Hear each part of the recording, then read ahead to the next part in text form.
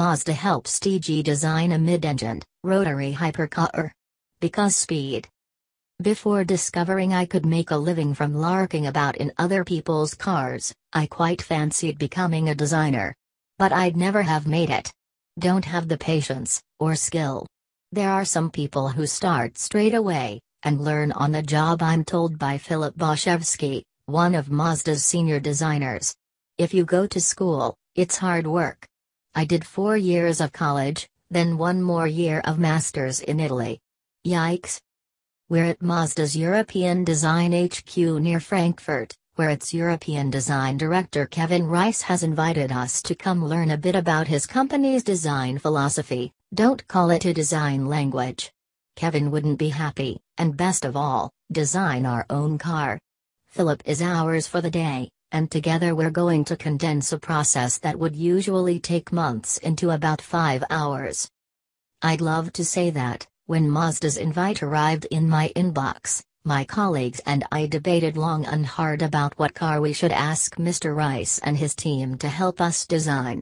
But I can't, because it would be a lie and we don't do those. So the concept is thus, a mid-engined, rotary hypercar that wouldn't look out of place alongside a P1, 918, LaFerrari or Aston Valkyrie, cliché, us? In my head it sounds a bit like a 787B. Might even be a hybrid, I haven't decided yet, and nor will I ever have to, such is the beauty of this exercise. But because we're at Mazda, our creation would have to be one thing above all others. Kodo means soul of motion and, like all design concepts, it's hard to define. It's also hard to write or talk about without sounding like a bit of a Wally, so here goes. Mazda says that in essence, Kodo means to embody the dynamic beauty of life. Kevin says it's about that anticipatory feeling, a cheetah as it's about to pounce, not one already in full flow. You're going deep inside to understand what the cheetah's thinking about as it's about to pounce, he says. Those are the kind of emotions we use as design tools. There are 2 central tenets to Kodo, Rin, a pure, refined presence, and In, the sensuality of a living creature. Q. Kevin, we're inspired by the pure, simple Japanese aesthetics, which you see in traditional paintings from centuries ago, he says.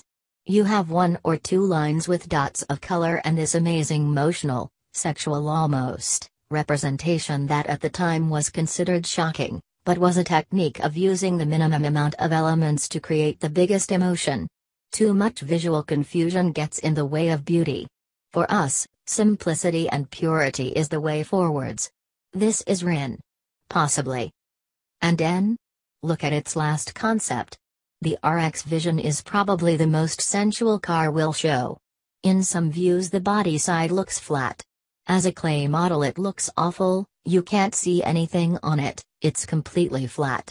But when your angle changes, you get these reflections. And they all move as you move.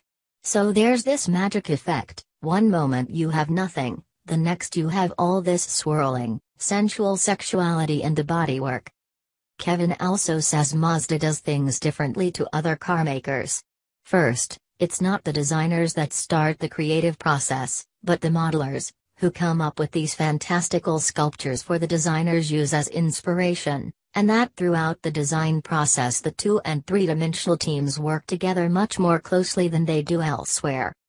Then there's the whole language, philosophy thing. Kevin insists Kodo is the latter because while Mazda has consolidated continuity, it doesn't have fixed design features.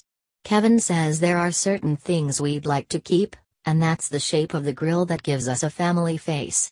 But even there we're flexible enough to say where necessary, we might not stick to the same shape of grille as some of our other cars if we feel it doesn't fit the soul of this particular car. Lessons well and truly learned, and thoughts of massive wings and dramatic, edgy, non-Kodo bodywork expelled from my tiny mind, Filip and I sit down and start sketching. Refined, sculptural and exciting, but not complicated exciting, is the aim. Filip's more used to designing family crossovers than he is cutting-edge hypercars, so this is as much of a challenge for him as it is for us. He's not allowed to tell me what he's working on at the moment or what he worked on last. I suspect it's whatever's behind the set of conspicuously taped up windows that line one of the studio's walls, but he does reveal he played a pretty big part in the design of the Kouru. A bloody good-looking thing, by all accounts. I am thusly satisfied we are in very good hands. He also has a fantastic beard. We begin with profiles, and quickly settle on one. For the next hour or so we refine.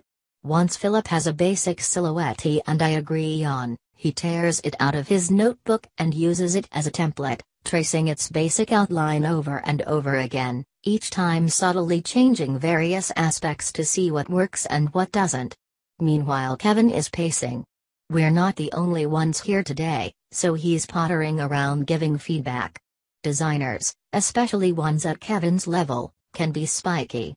Not Mr. Rice, he's a disarmingly nice Brit with a penchant for floral shirts. I feel a bit guilty we've not asked for something a little more highbrow than a big, shouty hypercar, but that passes once he reaches us and starts gushing about how fantastic it looks.